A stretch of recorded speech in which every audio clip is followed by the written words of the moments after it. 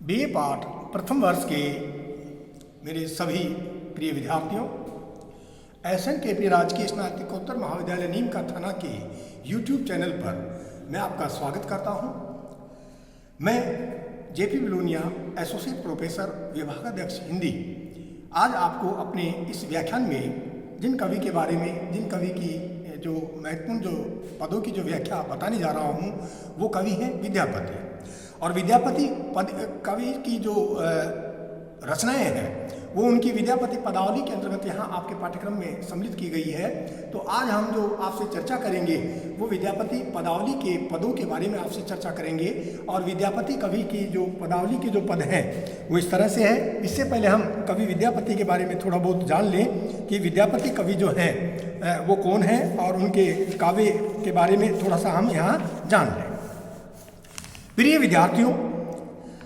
विद्यापति जो कवि हैं इनका जन्म 1350 ईस्वी में माना गया और देहावसान इनका 1402 ईस्वी में माना गया। मैथिल कोकिल के नाम से ये प्रख्यात विद्यापति के जो पिता हैं वो गणपति ठाकुर थे और स्वयं वो क्या थे, कवि थे। उन्होंने गंगा भक्ति तरंगिणी नामक ग्रंथ का प्रणयन किया था और विद्यापति के पिता तथा पूर्वज मिथिला के राज दरबार में सम्मानित थे। विद्यापति को विरासत में साहित्यिक वातावरण तथा साहित्य और शास्त्र के अध्ययन की सुविधा प्राप्त हुई थी। साथ ही विद्यापति मिथिला के राजा शिव सिंह के दरबारी भी थे। राजा शिव सिंह उन्हें अपना हितैषी मित्र, बंधु, सहचर तथा अपने दरबार का अमूल्य रत्न भी मानते थे। विद्यापति संस्कृत के प्रकांड विद्वान भी थे, तथापि अपभ्रंश और मिथिला से वे प्यार करते थे। विद्यापति ने कई ग्रंथ संस्कृत में लिखे, जिनमें दुर्गा भक्ति तरंगिणी, वर्ण कृत्य, सेव, सर्वसार आदि के नाम हम ले सकते हैं। अपभ्रंश में उन्होंने कीर्तिलता, जिसमें राजा कीर्ति सिंह की प्रशस्ति है, तथा कीर्ति पताका, जिसमें राजा शिव सिंह की प्रशस्ति है, नामक ग्रंथ भी लिखे। किंतु कवि रूप में जिस रचना ने विद्यापति को अमरत्व प्रदान किया वह मैथिली भाषा में रचित पदावली मानी जा सकती है। विद्यापति ने जिन पदों की रचना मैथिली भाषा में की थी वे सारे पद पदावली में संग्रहित कर लिए गए हैं और इस संग्रह के अधिसंख्य गीत श्रृंगार रस परक है, भक्ति भावना परक है तथा थोड़े से पद अन्य विषयों पर लिखे हुए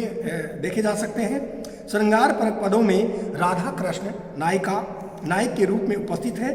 जिनके बहाने विद्यापति ने मिलन, विरह, वैसंधि, नश्वर शिव और आदि का मनोहारी चित्रण भी अपने इन पदावली के पदों में किया है। भक्ति परक पदों में शिव, दुर्गा, गंगा, गौरी आदि की स्तुतियां उनके द्वारा की गई है और अन्य पदों में मिथिला के लोक जीवन की विद्रुपताओं को अंकित भी किया गया है। विद्यापति पदावली का मूल भाव श्रृंगारिक माना जा सकता है तथा ये पद उन्होंने राजा शिव सिंह को सुनाकर प्रसन्न करने के लिए रचित किए थे। राजा शिव सिंह की मृत्यु के पश्चात विद्यापति के जीवन में निराशा छा गई और वो निराश हो गए। उनकी प्रवृत्ति भक्ति में लीन हो गई और उन्होंने भक्ति के पद यहाँ रचित करना प्रारंभ कर दिया। कुछ लोग उन्हें भक्त कवि भी मानते हैं, पर आचार्य रामचंद्र शुक्ल ने विद्यापति के इस काव्य की मूल चेतना श्रृंगार को ही माना है। उनकी पदावली से स्पष्ट है कि विद्यापति सौंदर्य, श्रृंगार और यौवन के कवि हैं और उन्होंने अपने पदों में सौंदर्य की जिस अलौकिकता का सृजन किया है वह जयदेव के गीत गोविंद से प्रभावित है। पदों में भाव माधुर्य है, कल्पना वैभव है तथा संगीतात्मकता, कोमल कांतता के कारण विद्यापति को मैथिली का जयदेव भी कहा जाता है। गीति काव्य की दृष्टि से विद्यापति का काव्य उत्कृष्ट काव्य है और वे कृष्ण भक्त कवि हैं, पर मुक्तक काव्य के क्षेत्र में उनका स्थान बहुत ऊंचा है। दरबारी कवि होते हुए भी विद्यापति के पदों में जनजीवन का आकर्षक वर्णन देखने को मिलता है। अब हम लेंगे उनके जो विद्यापति पदावली के जो पद आपके पाठ्यक्रम में सम्मिलित किए गए हैं और वो पद कौन कौन से हैं, जिसको हम वंशी माधुरी या पदावली के पद भी हम मान सकते हैं। पहला जो पद है वो उनका इस तरह से है। नंदक नंदन कदम बेरी तरु तरे, धीरे धीरे टरली बोलाओ, समय संकेत निकेतन बैसल, बैरी बैरी बोली पठाओ, सामरी तोरा लाग अनूखने बिकल मुरारी, जमुनाक तीर उपवन उद्वेगल, फिर ततहि निहारी गोरस बिके निके अबैत जैते, जाइते जनी जनी पूछ बनवारी, तोहे मति मान सुमति मधुसूदन, बचन सुनह किछु मोरा, बनई विधापति सुन बरजोवती, बंदन बंद है नंद किशोरा, वंद है नंद किशोरा। यानी जो पहला जो पद है, ये पहला ही पद जो है वो वंशी माधुरी अर्थात विद्यापति की पदावली से हम यहाँ रचित मान सकते हैं। और इसमें ये विद्यापति का पद है और मैथिल कोकिल विद्यापति द्वारा रचित पदावली से इसको लिया गया है। और इसमें कवि ने उस घटना का विशेष वर्णन यह इसमें प्रस्तुत किया है कि जब श्री कृष्ण निश्चित स्थान पर राधा की प्रतीक्षा में बैठे हुए थे और राधा के नहीं पहुंचने पर वे व्याकुल हो गए। और श्री कृष्ण की इसी व्याकुलता को कोई राधा की जो सखी है या जो अन्य जो दूती है वो देखती है, और देख करके वह जब राधा के पास पहुंचती है तो राधा से जाकर श्री कृष्ण की उस व्याकुलता के बारे में इस तरह से वर्णन करती है। तो उसका जो सारा जो वर्णन है वो इस पद के अंतर्गत यहाँ अव्यक्त किया गया है। नंदक नंदन कदम बेरी तरु तरे, यानी राधा की जो सखी है वो राधा से जाकर ऐसा कह रही है कि हे मेरी प्रिय सखी राधा, मैंने आज नंद के पुत्र श्री कृष्ण को, नंदक नंदन, नंदक नंदन यानी नंद के पुत्र श्री कृष्ण को, कदम बेरी तरु तरे, कदम के वृक्ष के नीचे, तरु तरे, तरु यानी पेड़ और तरे यानी नीचे, कदम के पेड़ के नीचे निर्धारित स्थान पर तुमसे मिलने की प्रतीक्षा में बैठे हुए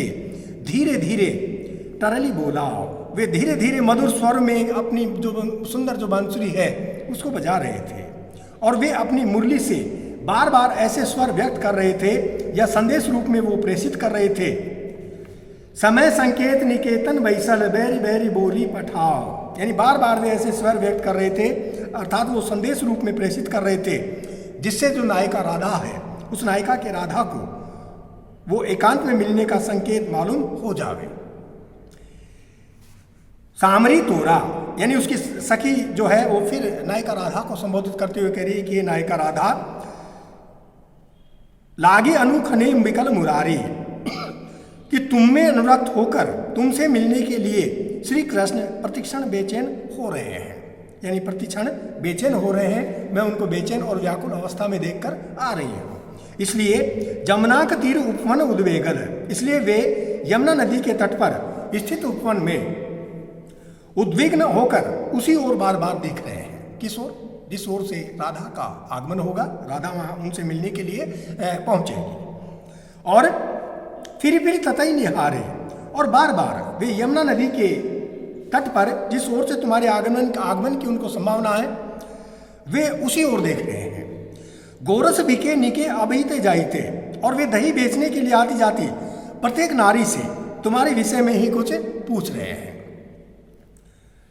गोरस बिके निके अबईते जाइते, अबईते यानी आते हैं और जाते हैं, यानी गोरस दूध दही बेचने के लिए, जो गोरस बेचने के लिए जो वहाँ पर नारियाँ आ रही है और जा रही है, उन सभी से वे ऐसा पूछ रहे हैं कि तुमने बीच में रास्ते में राधा जी को आते हुए देखा है तो तुम मुझे बताओ। जन जनी पूछ बनवारी, यानी आगे फिर वो कह रही है कि हे राधे, तुम मेरी ये छोटी सी बात सुन लो कि तुम भी बुद्धिमानी हो और श्री कृष्ण भी चतुर सुमति वाले हैं, अर्थात तुम दोनों समान बुद्धिशाली हो, इसलिए तुम दोनों का परस्पर प्रेम होना स्वाभाविक और उचित भी है। विद्यापति कवि कहते हैं कि ये सुंदरियों में श्रेष्ठ राधे, तोहे मतिमान सुमति मधुसूदन, यानी तुमको भी मैं बुद्धिशाली मानती हूँ और तुम्हारे ही समान श्री कृष्ण भी बुद्धिशाली हैं, इसलिए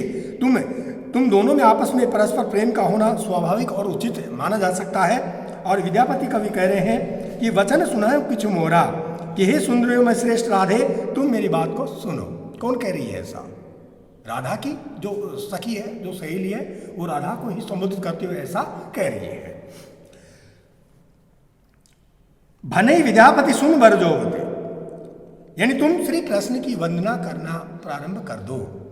अर्थात उनके पास जाकर निश्चित स्थान पर तुम उनसे मिलो और उन्हें जाकर के प्रसन्न करो। यानी ये जो पद है ये कवि ने वंदह नंद किशोरा, अंतिम पंक्ति जो इसकी है कि हे राधे, हे चतुराधे, तुम श्री कृष्ण की वंदना प्रारंभ कर दो और जो जो निश्चित स्थान पर तुमको मिलने के लिए श्री कृष्ण ने बुलाया है उस निश्चित स्थान की ओर जाने के लिए यहाँ प्रयासरत हो जाओ, क्योंकि जब तुम श्री कृष्ण से जाकर वहाँ मिलोगी तो श्री कृष्ण भी प्रसन्न होंगे और आप भी प्रसन्न होंगी, इसलिए राधा से वो ऐसा निवेदन कर रही है। विशेष में हम ये लेंगे कि ये जो पद है,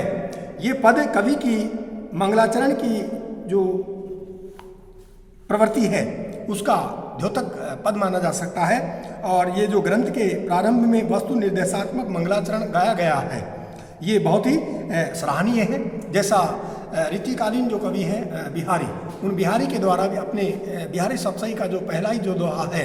वो मंगलाचरण के रूप में राधा कृष्ण, क्योंकि राधा कृष्ण संप्रदाय के अनुयायी थे और राधा कृष्ण संप्रदाय के अनुयायी होने के कारण उन्होंने राधा वल्लभ संप्रदाय का मतानुयायी होने के कारण राधा और कृष्ण को ही वह अपना पहला दोहा समर्पित किया है और वह मंगलाचरण के रूप में उन्होंने अपने दोहे के अंतर्गत उसको लिया है। और वो दोहा कौन सा है? मेरी बहुबाधा हरो राधा नागरी सोए, जातन की झाई परे श्याम हरित दुति होए। तो उसी तरह से ये भी मंगलाचरण का दोहा विद्यापति कवि का माना गया है और इसमें अपने आराध्य अथवा आराध्या की वंदना के साथ ही काव्य के प्रतिपाद्य विषय का संकेत भी इसमें कर दिया गया है। और इस पद में शब्दों के चयन में भावानुकूल शब्दों का चयन इसमें किया गया है और श्रृंगार रसानुरूप ही उन शब्दों के अंतर्गत यहाँ गुण देखने को मिलता है। अनुप्रास अलंकार, पुनरुक्ति प्रकाश अलंकार,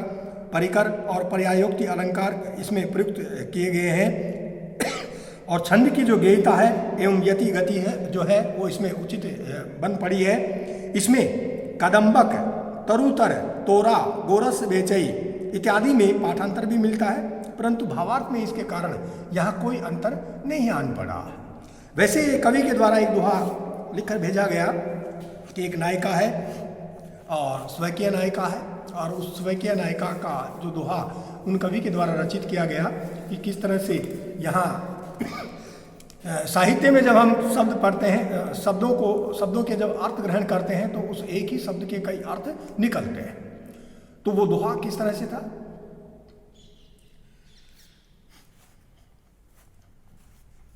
वो जो दोहा है वो दोहा था, कवि जो है वो कवि का जो एक प्रकार का जो उसमें भाव लेने का और जो उसका जो वर्णन करने का जो एक तरीका है वो वास्तव में काबिले तारीफ उसमें कहा जा सकता है। और वो जो दोहा जो लिया गया है वो दोहा बिल्कुल उसके जो शब्द हैं उन शब्दों के साथ अर्थ वहाँ पर निकलते हैं। और वो प्रसंग क्या था कि एक स्वकीय नायिका है, यानी ऐसी नायिका जिसका पहले कभी किसी अपने नायक से प्रेम था और अब उसका विवाह अन्यत्र किसी दूसरे गांव में हो गया है और वह दूसरे गांव में अब वो पत्नी के रूप में रह रही है और वहाँ रहते हुए वह अपने पूर्व नायक से नहीं मिल सकती, इसलिए उसने उससे मिलने के लिए संदेशवाहक के माध्यम से नियत स्थान यहाँ तय किया है। और उसके गांव के समीप जो तालाब है उस तालाब के पास में जो पेड़ है वो उसका कदम का पेड़ है या फिर हम उसको पीपल का वृक्ष मान सकते हैं, वो उस पेड़ के नीचे उसे मिलने के लिए बुला रही है। तो वहाँ जो स्वकीय नायिका है जिसका उस नायक से प्रेम है वह अपनी जो सास है वो सास उससे यहाँ पीने के लिए पानी मांगती है कि बहू मुझे पीने के लिए पानी पिला। और वो जब पानी लेने गई तो मटके में पानी था, लेकिन उसने उस भरे हुए पानी के मटके को उठा करके और नाली में बहा दिया। उसके कारण मटका खाली हो गया और वह खाली मटके में से उसमें जो बर्तन जो डाल रही है उस बर्तन से उस मटके को बजा करके जब अपनी सास को बतला रही है तो सास ने जब उस ध्वनि को सुना तो उसे स्वकीय नायिका को उसने क्या आदेश दिया, अरे कि बहू मटके में पानी समाप्त हो गया है तो पहले ऐसा कर, तालाब के किनारे जा और वहाँ से तालाब से इस मटके को पानी से भर करके ले करके आ। तो वहाँ बहू जो है उसको बहाना मिल गया और वह अपने नायक से वहाँ मिलने के लिए स्थान और समय निर्धारित की हुई थी, इसलिए वह रीता पानी का मटका लेकर के और उस तालाब किनारे उस पेड़ के नीचे जा करके वह उपस्थित हो गई। सफ़ेद साड़ी पहने हुई थी, बहुत ही सुंदर नायिका थी और बिल्कुल जब वो चल रही थी तो सिंघनी की तरह जो उसकी कमर है वो हिल रही थी। और इस तरह से वह जब वहाँ पहुँची तो उसका नायक वहाँ नियत समय पर आया हुआ नहीं था, तो अपने नायक को वहाँ न पाकर और जब वह निराश होकर के उस पेड़ के छाया में जब वह विश्राम करने लगी तो उस समय वर्षा की बूंदें वहाँ बरसना शुरू हो गई, बादलों का गरजना वहाँ शुरू हो गया, चारों तरफ अंधकार छा गया। तो उसने अपने सफ़ेद रंग की उस साड़ी को अपने शरीर से उतारा और उस पानी के उस रीते मटके में यहाँ रखा और उसको उल्टा रखा और स्वयं उस सरोवर में या तालाब में नहाने के लिए निकल गई।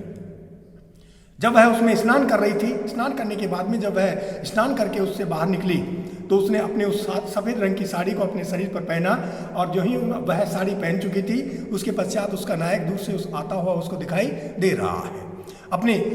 पूर्व नायक से वह वहाँ पर मिल रही है, बातें कर रही है, प्रेम मलाप कर रही है और उसके पश्चात वह जब मिलकर और तालाब से उसी मटके को भर करके जब वह वापस अपने सिर पर रख करके और अपने घर की ओर प्रस्थान कर रही है तो यह उसी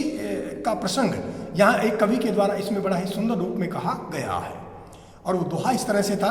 सारंग ले सारंग चली सारंग पूगो आए, सारंग ले सारंग धर्यो सारंग सारंग माए। तो देखिए प्रिय विद्यार्थियों, शब्द साहित्य में एक ही होता है लेकिन उसके अलग अलग अर्थ वहाँ निकलते हैं। तो सारंग का तात्पर्य यहाँ पानी के घड़े से हम लेंगे, वर्षा के बादलों से हम लेंगे, उस सुंदरी नायिका से हम लेंगे और सफ़ेद रंग की साड़ी से हम लेंगे, हरिण से हम इसका अर्थ ग्रहण करेंगे और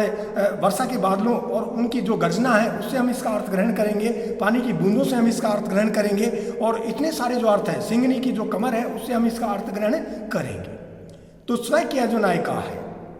जिस तरह से उसने अपने नायक से मिलने के लिए एक जो स्थान और जो समय निर्धारित किया, ठीक उसी तरह से विद्यापति कवि की जो नायिका है उस नायिका राधा ने अपने नायक से मिलने के लिए, श्री कृष्ण ने